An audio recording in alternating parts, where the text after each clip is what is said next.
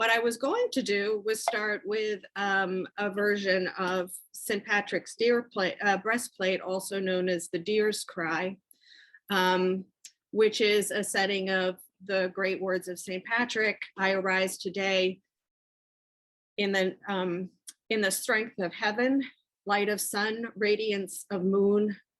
And it goes on to talk about the beauty of the earth, and then to talk about how I arise through the strength of God who pilots me, and God who gives me strength and helps me stand. So that is a piece of music that I have listened to for a long time early in the morning. Anyone who's been on a retreat with me is probably familiar with it because I tend to use it a lot for morning prayer. But it just seemed like it would have been a good way to ground us. So I invite you all to go listen to it later. If you do, the version that I love is sung by a woman named Rita Connolly. So if you Google Rita Connolly, The Deer's Cry, you'll get to hear it. So I want to start by just talking a little bit about what sabbatical is. These lovely carvings. This is an entry to a forest called Columba in the Kilmartin Glen in Scotland. And I just absolutely fell in love with these. This is a carving of an otter. These are other Celtic symbols and knots. And this is a path that goes into a forest walk that Andrew and I did. We walked like it was our job on sabbatical. But sabbatical, it comes from the word Sabbath, which hopefully you all know is a biblical term. And biblically speaking, Sabbath is a time to put down everything. It's to put down all work, to rest, to remember that we were created for God and not for work. And that's so hard for some of us to remember. We who live in a world that defines us by what we do. When we meet somebody at a party, we don't say, "Who are you?" We say, "And what do you do?" That is how we define ourselves. And God says, no, put that down. You are not what you do. You need to rest. So Sabbath is about resting in relationship with the Holy One and focusing on that, reconnecting with God, reconnecting with self, as the Celts would say, that our deepest image, the deepest imprint in our soul is God. So if you look deep within a human, you will find the fingerprint of God and you will hear the heartbeat of God. So it's reconnecting with that as well. In terms of parish life, sabbaticals are an opportunity for priests, pastors, clergy to step away from the obligations of daily parish life, to engage in a period of renewal and reflection. It's not a vacation. So even though I'm going to show you slides, this is not my where Claire went on vacation. This is sort of how I was trying to reconnect with God, with myself, and open my eyes to see God in new ways, to challenge myself. So it's a time of intentional exploration, drinking from God's life-giving waters, regaining enthusiasm and creativity for ministry. I have to say, and I'm not looking for sympathy, because I know the pandemic has been really hard on everyone. I don't think I was aware how much of a toll it was taking on me personally and in my position as a faith leader until I was able to step away for a while. It was one of those things that I was able to look back through these posts marking the entrance to this sabbatical and see more clearly where I had been. So I, before I left on sabbatical, the last sermon that I did was about how, and I don't think this is letting anyone in on a deep secret, but I'm very much a type A, and I'm very much a control freak, and I really like to have things all planned out. And so I asked in that sermon that God would surprise me. Well, and I acknowledge that I was sort of half hoping God would surprise me. Well, God did right out of the gate, because One of the things that I have long found stressful is flying. I've gotten much better with it in the last few years. There was a time when I would panic on any plane. I mean, you ask my kids, I was the one who'd be sitting there with Anglican prayer beads, praying like crazy, because the only way the plane was staying in the air was with me praying so hard. And if I hadn't prayed so hard, the plane would definitely have come down. So flying stresses me out. Well, we got on our flight in Philly and we had a very tightly timed connection. And the flight, we knew it was going to be a really tight connection, but we also knew, because I had researched, because I am that person, that every time for the last 2 weeks, the flight had gotten in an hour ahead of time. So there'd be more than enough time to navigate Heathrow and get to our connecting flight. So we're sitting on the plane and everything's looking good. And then the captain gets on and says, he was Southern, not Southern English, Southern American. And he said, well, we got a bit of a problem with the computer, but we'll get you in the air real soon. And I thought, ooh, okay. So we sat for half an hour and he got back on. Well, we're still having a problem with the computer. And I thought, ooh. He said, I'll be right back. So he disappears for about 15 minutes and he comes back. Well, we're going to have to bring somebody on to take a look. 15 minutes later, we're going to have to reboot the whole thing. So the lights are going to go on and off. Well, and I thought, Holy Mary, Mother of God, they're rebooting the actual plane. So we took off about 2 hours late. At that point, we knew we were going to miss our connection. We got to Heathrow. We ran to make the connection. We did not get it. We went to the British Airways check-in place or flight connections help in Heathrow. And within moments of us getting there, there was a huge long line. And we met a young woman named Sophia. And I have definitely come to think of Sophia as Christ of Heathrow, because that woman took an hour and a half of time with us, helping us make all sorts of connection, making sure we got the best connection. She then got us through passport control quickly, and she got us to pick up our luggage to make it to the flight, which we ended up not doing because the luggage didn't show up. So we missed the next flight and ended up getting on another flight that sent us to Amsterdam before we ended up going to our final place. The point is, I learned really quickly that this trip was that this was not going to go the way that I planned, and that was probably a good thing. And I also learned that Christ is anywhere and everywhere, including, surprisingly, Heathrow Airport. So that was the start. The first leg of the sabbatical, and I'll probably get through Iona today, and then next week I'll probably do Kilmartin Glen and Holy Island, and the third week I'll be talking about the Civil Rights Trail. So the idea was to start on the island of Iona, which is a tiny little island. So this is Scotland. This is a town called Oban. This is the island of Mull. And you can barely see that it's separate, but this tiny dot here is the island of Iona. Down here is the Kilmartin Glen, which is a site that is really rich in pre-Christian artifacts. In fact, it's the biggest collection of pre-Christian artifacts in Britain.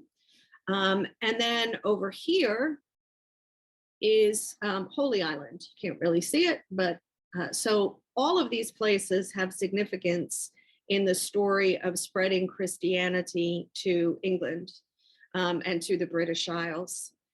I am, even though I'm from the north of England, from somewhere right about here, my roots are Celtic.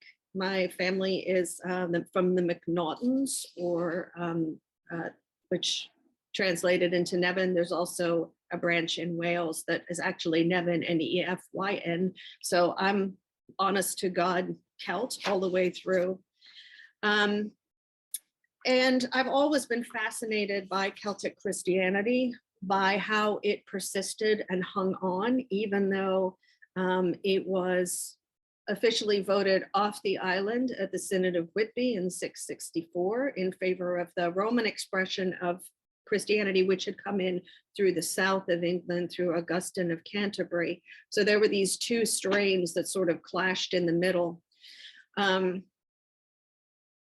So that's one piece. I've always sort of been interested in how the Celts who had been pushed to the margins of Christianity in England, in Britain, how they held on. And of course, in the clearing of the Highlands in the 19th century, when England brutally forced Scots out of their crofts, out of their homes, took over the land and created huge sheep farms, and making the people who had lived and farmed and been in those places for centuries poverty-stricken tenant farmers. And they would literally, if the people wouldn't leave, they would just burn them alive in their houses. And it was illegal to speak Gaelic. The English were horrific to the Scots. And so the whole culture, Celtic culture, was pushed off to the margins, and yet it persisted, and these people's faith persisted. That was one thread of what I was looking at through this sabbatical. The second thread was with the civil rights trail. And what got me going on that, and you've probably heard me tell the story before, but there's a great English comedian called Eddie Izzard, who has hilarious, he's an atheist. He has hilarious takes on things like original sin. But he does this bit about, if you go to a Church of England service, and the Church of England, of course, is the state church of Great Britain, the people there are very buttoned down, almost miserable looking. They sing hymns like they have no arms, as he puts it, oh God, our help in ages past. And then he said, you go to a church, a Black church, anywhere in the United States or in Great Britain, and the people are joyful and singing. And he's sort of like, so the people that have all the power are miserable, and the people on the outskirts who've been treated brutally are singing and joyful. What's up with that? And I thought, yeah, that's a really good question. What is up with that? And how does God operate in people who have been pushed to the margins, in people who have been told by society that they are less than? So that crystallized this idea in my head to look at how God operates in the margins. And so we'll move on to Iona. So the island of Iona, to get to Iona is in itself a trip. So you have to get to Oban. Glasgow is somewhere like here, if you were looking at a map. So it's a good hour and a half, 2 hours from Glasgow to Oban, probably more actually. And this last road here is just one lane in each direction. And then of course, when you actually get onto the island of Mull, so you take a ferry from Oban to get to Mull, and you drive to the ferry point here to get to Iona, most of this is literally just one lane. So there are lots of passing places where if you come into an oncoming vehicle, one of you has to pull off to let the other one pass. So what's about a 25-mile strip of road takes at least an hour, depending on how many sheep are in the road, how many buses you run into, hopefully not literally, and all of that. And then when you get to this spot here, you take a ferry to the island of Iona. Now, I've been to Iona multiple times. But this is the first time I had gone to Iona for more than just a day trip on my own with Andrew, but not leading a group. So there was a whole difference being there and being free to simply be and to breathe it in. The island itself is only 1.5 miles wide by 3 miles long. It has a year-round population of about 120. There are not many places to stay on the island. So while tourists come during the day, at night, you're really back down to probably, 160 people maximum when all of the lodging is filled up. Most of the residents farm using traditional methods, although there are a lot of, there's some crofting. is some tourism related work. There are artisans who make pottery, tapestries, jewelry, knitted goods. And in terms of who owns the island, some of it is privately owned, but in 1980, the Hugh Fraser Foundation donated much of the main island to the current owner, which is the National Trust for Scotland. The Abbey, which you see here, and some of its church buildings are owned by the Iona Cathedral Trust. The Abbey was founded by St. Columba in 563. Little remains of the original monastic buildings, but the community survived several Viking attacks, but around 12, and then it sort of dissipated. And around 1200, a Benedictine community was founded on the island. And most of this abbey dates from 1200, although it has been heavily restored because there was a lot of damage done when it fell into disuse in 1560 during the Reformation.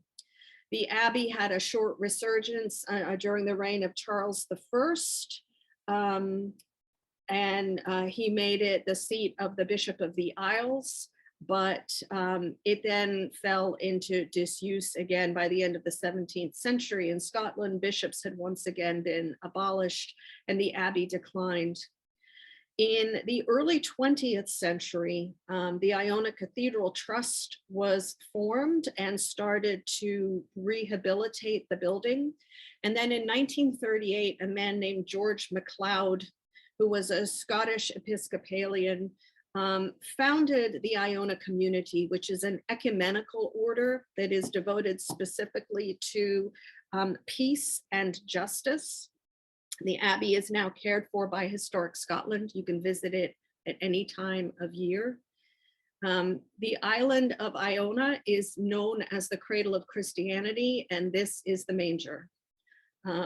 So the scaffolding work here, you can see they're there was a $3 million grant that they're doing some work on residences for those who come and stay at the Abbey as part of the Iona community. This is the worship space. This was all part of when it was an active monastery. This is now the Iona Abbey shop, which is amazing, although it was closed when we were there due to COVID. The Iona community meets for worship every day, twice a day at 9 a.m. and 9 p.m. Volunteers come from all around the world to take care of the Abbey and to staff the shop and to run the Iona community.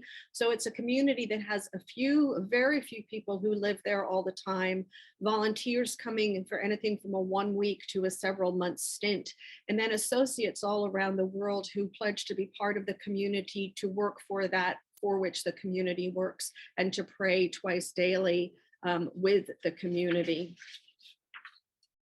This is an icon in the Abbey of St. Columba in his boat, which is called a coracle, as he set sail from Ireland with there were actually 12 who set sail with him. This icon doesn't depict them. I will say I fell in love with this icon, could not find it anywhere. I have never found a reproduction of it. Did not steal it from the Abbey, so I hope you all are proud of me that I just kept looking at it and walked away every time. Columba is said to have set off from Ireland in his coracle with 12 companions and an understanding that the Holy Spirit was calling him to stay at the first place he landed, that he could not see Ireland anymore. I'm always struck by the courage of that. I mean, I set off with a huge itinerary, making sure I booked into all sorts of places, making sure I have dinner reservations everywhere, like a month before we leave. And Columba just got in this tiny boat and set sail. That's a huge act of trust and faith. So he didn't know where they would land or what they would find. And they landed on Iona. Apparently, they landed on Kintyre, the peninsula south of Iona first, but he could still see Ireland on a clear day. So they got back in and sailed to Iona. And there he founded this monastery. And from there, Christianity. He sent monks to spread Christianity throughout Scotland, throughout the north of England. It really became a cradle of Christian civilization, Christian teaching, and a worship lab, a place where the Book of Kells was written on Iona. It's a remarkable place. This is the inside of the Abbey as you first come in and you're looking down the nave.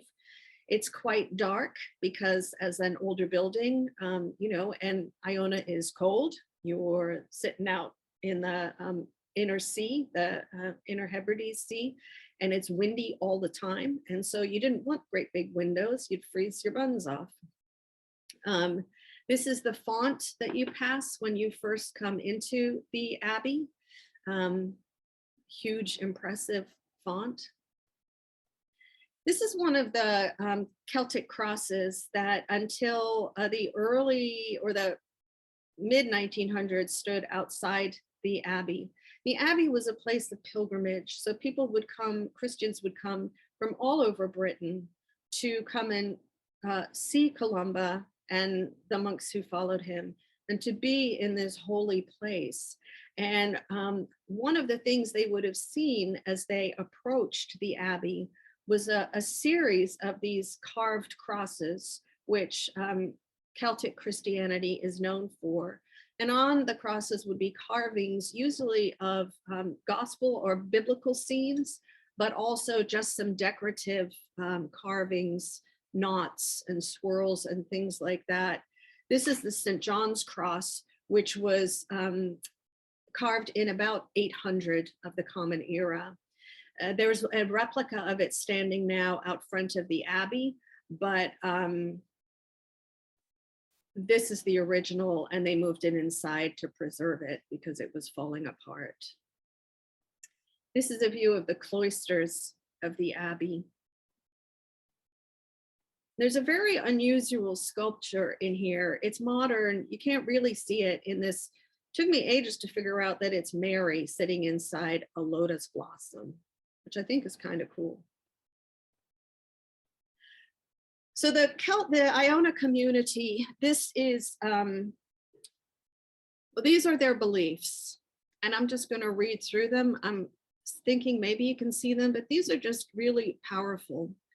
And at the bottom is a little caption that says, prayer and politics cannot be separated. Economic, social, and political justice are fundamental gospel requirements for a world free of poverty. Their tenets are: one, the gospel commands us to seek peace founded on justice, and that costly reconciliation is at the heart of the Christian faith. Two, work for justice, peace, and an equitable society is extremely urgent. Three, we have a responsibility to live with care for the whole of God's creation.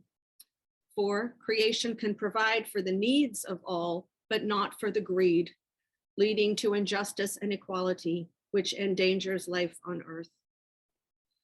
Everyone should have the quality and dignity of a full life with adequate physical, social, and political opportunity without the oppression of poverty, injustice, and fear. Social and political action leading to justice for all, encouraged by prayer and discussion, is vital work for the Church. And finally, the use or threatened use of all weapons of mass destruction is theologically and morally indefensible. Christians must oppose them. This is what they pledged to do: to engage in political witness and action, prayerfully and thoughtfully promoting just, peaceful, social, political, and economic structures; to work for our own nations to renounce all weapons of mass destruction and to encourage other nations to do the same; to celebrate human diversity and challenge discrimination on grounds of age, color, disability, mental well-being, differing ability, gender, race, ethnic and cultural background, sexual orientation, or religion. 4, support the United Nations organization rather than military alliances to seek international reconciliation and security. To encourage research into and education for nonviolent ways of achieving justice, peace, and a sustainable global society. to promote international sharing through exchange of experience and people, particularly with politically and economically oppressed nations. And finally, to act in solidarity with victims of environmental injustice around the world, seeking ways that we in our nations can change to consume less of the world's resources. And they acknowledge that what we do through our justice, peace, and integrity of creation commitment is small, but that doesn't make it insignificant. We do what we can, not what we cannot.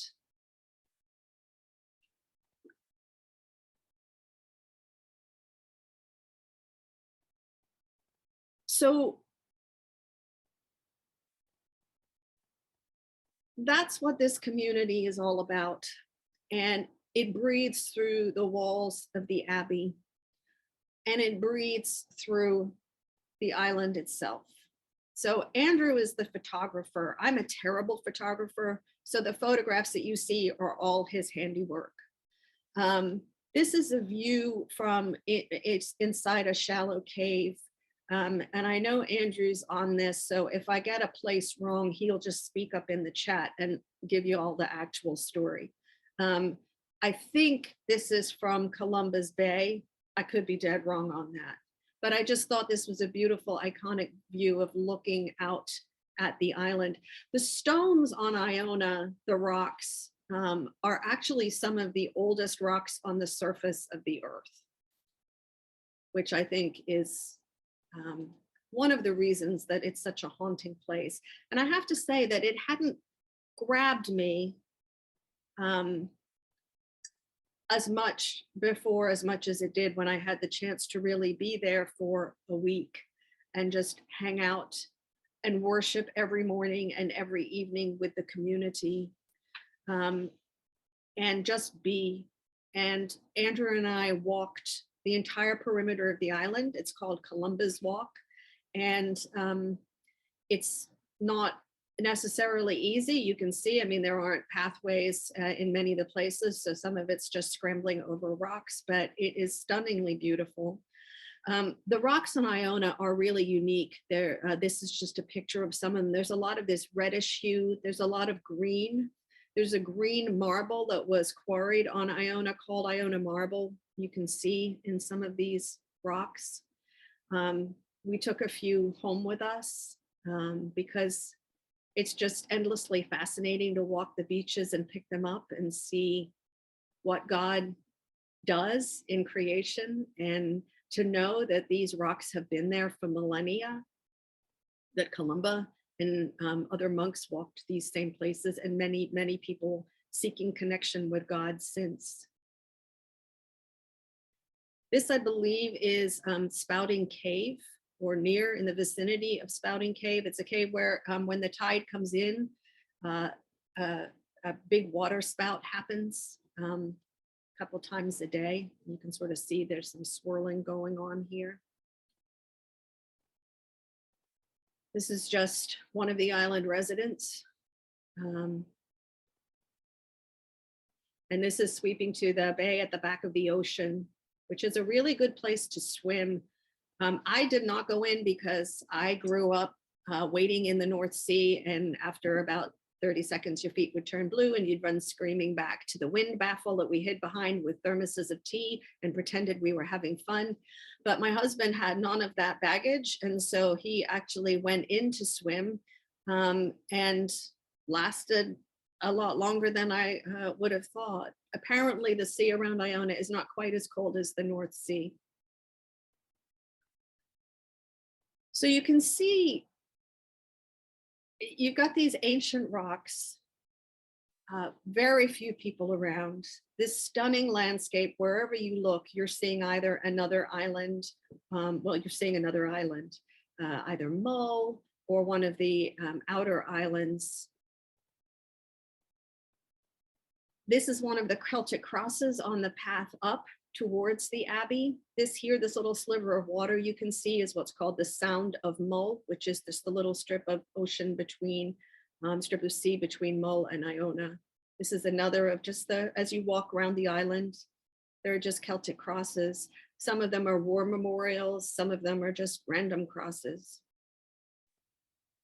This is a view from high up on the highest hill on Iona, which Andrew and I climbed. You can look down and you can look around. This is the Sound of Mull. You can see much of the island. This is a cairn or a stone building, a stone structure that has just been built over centuries. When pilgrims go to places, you place a rock, and these cairns structures are erected over time. This is just another view from the tall hill. I think it's called Dun Hill. And this is a view from Dun Hill of the Abbey and the village. This is the ferry, Calmac ferries, woo, all over Scotland, fabulous. And it's Calmac ferries that take you, if you ever want to visit any of the Scottish islands, you will be on a Caledonian McBrain ferry. We stayed right down here, and somewhere I have a slide with a view from our window, that little cottage that we stayed in for the week. One of the things I reflected on in trying to grapple with Celtic Christianity and how it persisted despite everything was how rooted it is in place. And if you imagine in the year 600, 700, 800 being on this island, you would come to see the beauty of the place, absolutely. You would recognize, as the Celts do, God working through everything, through the grass, through the wind, through the other people, through the rocks, through the prayers, through the sky, through the water. But it's not romanticized. It's not, isn't this beautiful? And everything's always beautiful with God. These are people who died regularly of all sorts of diseases. These are people who would have their livelihoods wiped out by a bad storm. These are people who, you know, infant mortality was 50% or higher. These people knew pain and they knew suffering. And so there's no romantic burnished edge to this. This is very much rooted in the experience of daily life. And I think that's what gave the legs, the roots, the deep tap roots to survive being deliberately oppressed and brutalized. So there's seeing God at work all around you always.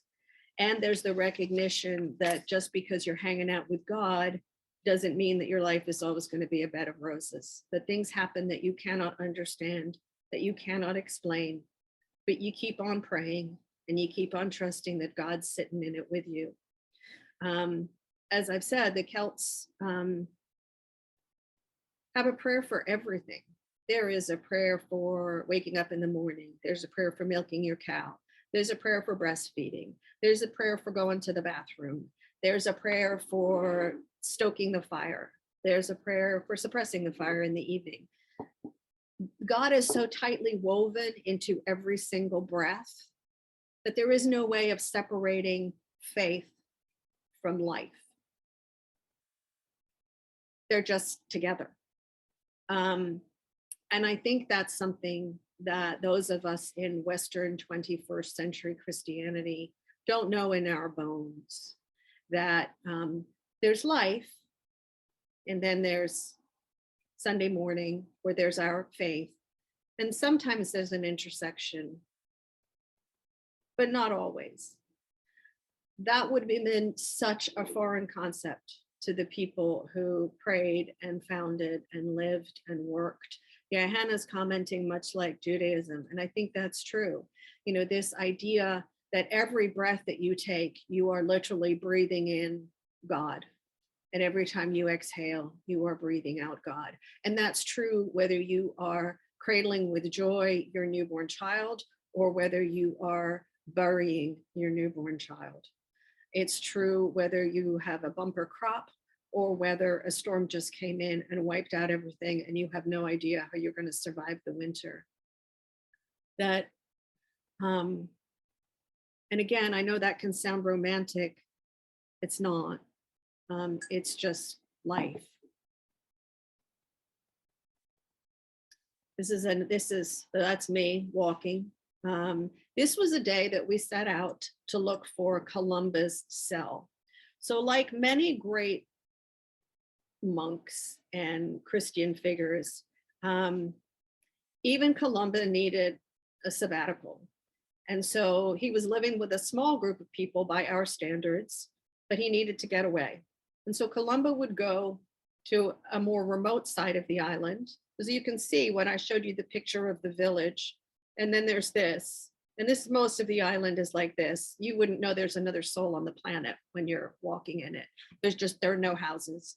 It's pretty much all concentrated in one area. So Columba would go off to the other side of the island to find solitude and to just be with God and to refresh himself. So we decided we were going to find Columba's cell.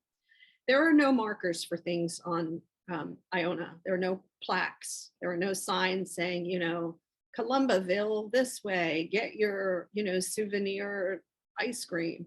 It's just, you just find your way around. So we had been walking for a while. It was hot, believe it or not. The weather was unbelievable. Our whole sabbatical, we had, I think, in the 7 weeks that we were in the British Isles, I think we had 3 days where it rained, which is unbelievable. So it was a bit hot. I was getting a bit grumpy. And we were sure that Columba's cell was somewhere in this area. So we were walking and walking, and we walked up here and we discovered a stone circle, and we were sure that was it. And so in one of my dramatic, I'm about to be in touch with Columba and God moments, sat in the middle of that circle and looked holy for about 60 seconds. Meanwhile, my husband, who's always the more practical of the two of us, was scrambling up this hill to sort of take a look around. He was like, yeah, we found Columba's cell. It's pretty, but it's a bit weird, so I'm gonna go wander around. So next thing I hear this yell from high up above me. That's not it. And sure enough, as we, oh shoot, these are out of order. As we looked from up the hill, we had walked right past Columba's cell to get to where we were sure it must be. So we literally walked right here.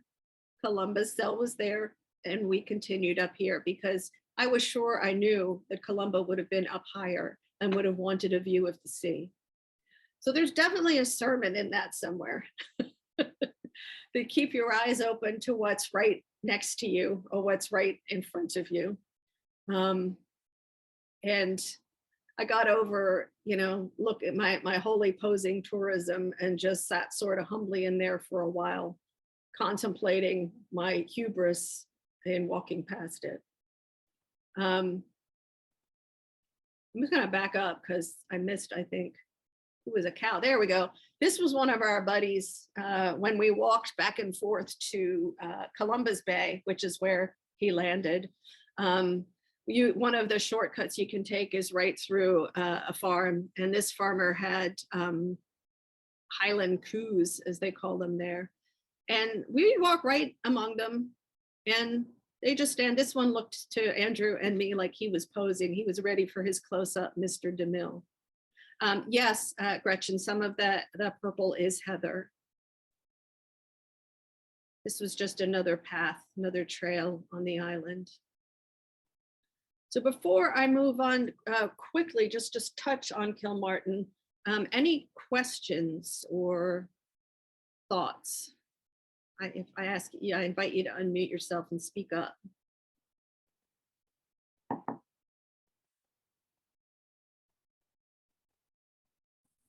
Claire, it's Christy. I don't have a question. I just want to let you know I'm sending you a link. I found the artist for the Columba painting. Oh, no way. Yeah. Oh, so I don't have to steal next time I go. You are the best. No problem. My pleasure. Yeah, obviously my my detective skills are not that good. Anyone who's been to Iona want to speak up? I I guess there's one story. Go ahead. Someone's in the chat. Oh, fabulous, Christy. So I guess I should just say one of the things that happened early on while I was, while I went to the Iona Communities prayer, their services are lovely, and each morning prayer is pretty much the same every day.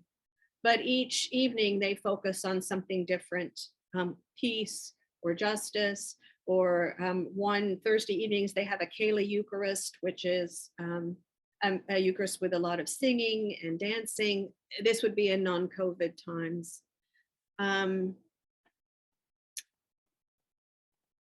Somebody's asking in the chat, are they concerned about the islet being swallowed by the sea? I haven't heard much talk of that. It's fairly high up, at least parts of it are. I imagine there's definitely concern about climate change and global warming. There's no question. And that's one of the things that the Iona community really focuses on. Columba's cell, I think they are pretty sure it was in that place. I would assume the stones, I have no idea if the stones are original. So the question was, has Columba's cell been reconstructed?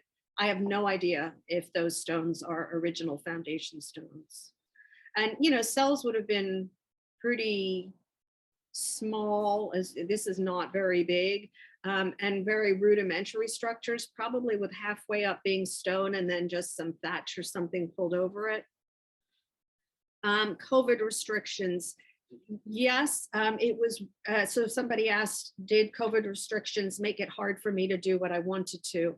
That became a huge factor in the civil rights trail. So I'll talk about that in a few weeks. It was not as big an issue in Scotland. We felt very safe most places we went, mostly because we just weren't around a lot of people. People were very cooperative in mask wearing. I will say that the Abbey, you had to sign up. You had to basically get a ticket to go to one of the services. And they were controlling numbers carefully. But again, people were wearing masks. We were spaced out. It felt pretty safe to me. And I didn't get COVID while I was away. I will say, just to back up about my experience in the Abbey, I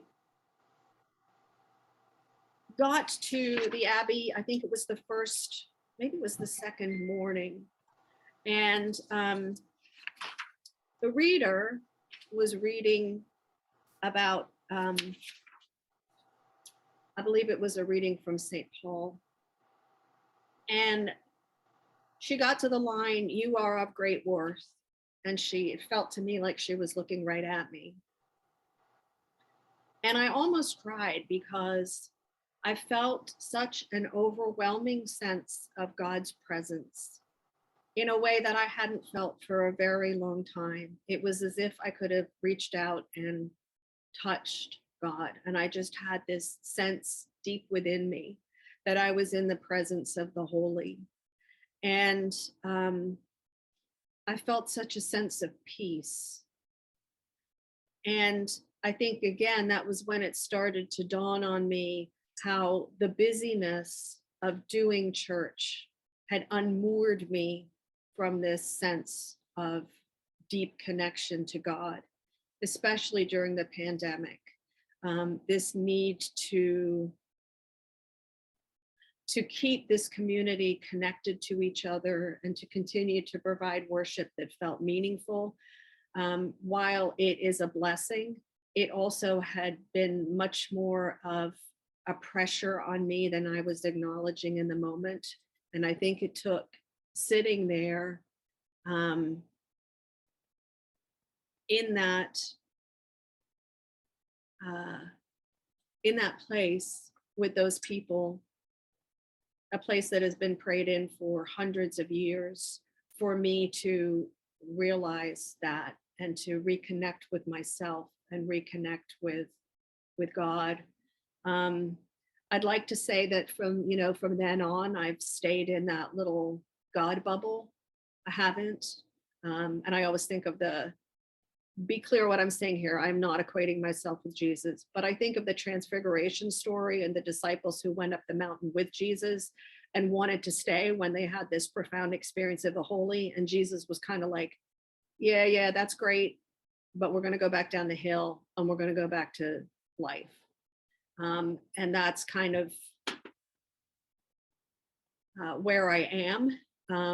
At the same time, I'm trying to continue to nurture my relationship with God in a way that I had let slide, and in a way that had felt less, in a way that had made God feel much less present to me in the last few years.